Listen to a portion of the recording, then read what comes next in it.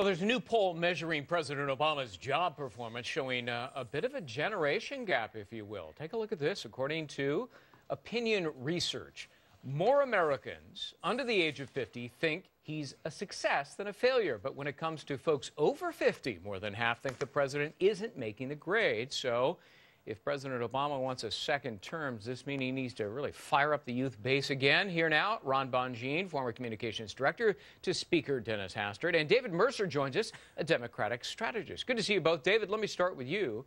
I mean, that's quite a generation gap when it comes to voters. And since young voters dropped off in the last election, is that the real challenge for the president, to motivate those young voters to get to the polls?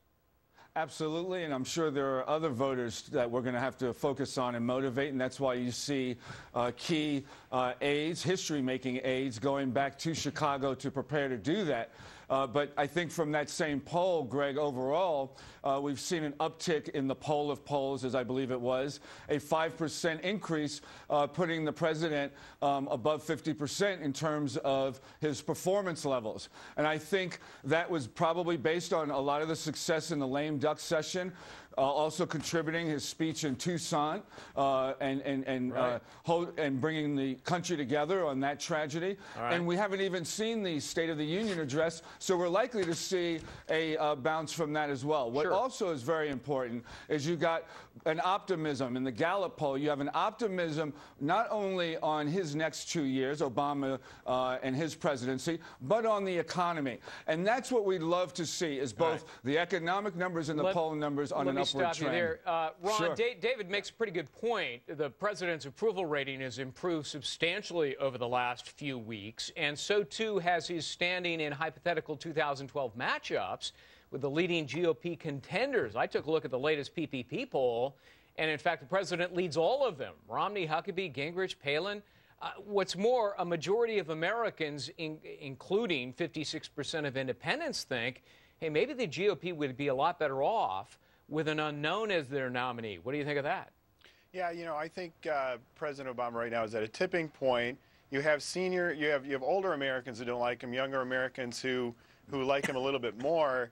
And the challenge he's going to have now over the next 2 years is to get those older Americans to start supporting him and to really fire up those younger Americans. And that's going to take delivering on the promises of change. He has a significant opportunity at the State of the Union address to do that and to offer significant changes to show that he gets it in the president's budget. My question really was, how come no Republican beats him? Well, I think right now President Obama is getting a little bump up from the Tucson, memorial address he gave.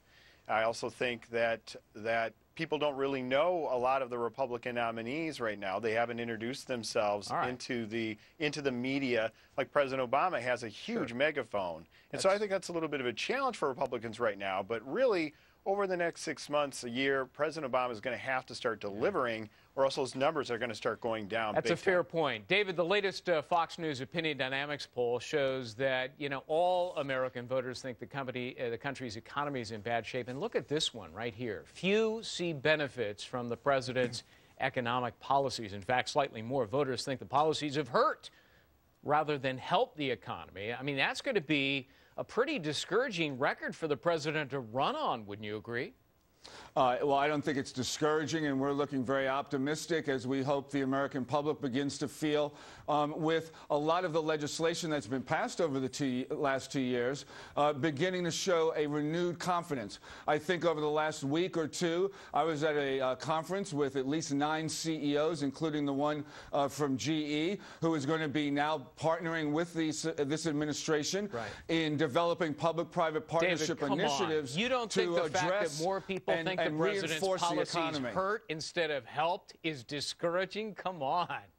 Listen, we're always at work at this, and we always will put our shoulder to the grindstone to get past the challenges. And we have to do that collectively, both in shared approaches and bipartisanship to come up with those solutions. And you see that unfolding as we have over the last couple of days. Ron, I want to get your take on the straw poll that just came out in New Hampshire, the GOP first ever straw poll in that state. We're going to put it up on the screen here. It is Mitt Romney, 35%, the nearest competitor Ron Paul, 11%, Pawlenty, 8%, Sarah Palin, a scant 7%.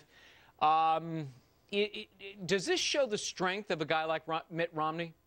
He has a very strong organization in New Hampshire, and he's a very strong national organization set up when he decides to, should he decide to re-announce that he's running for president.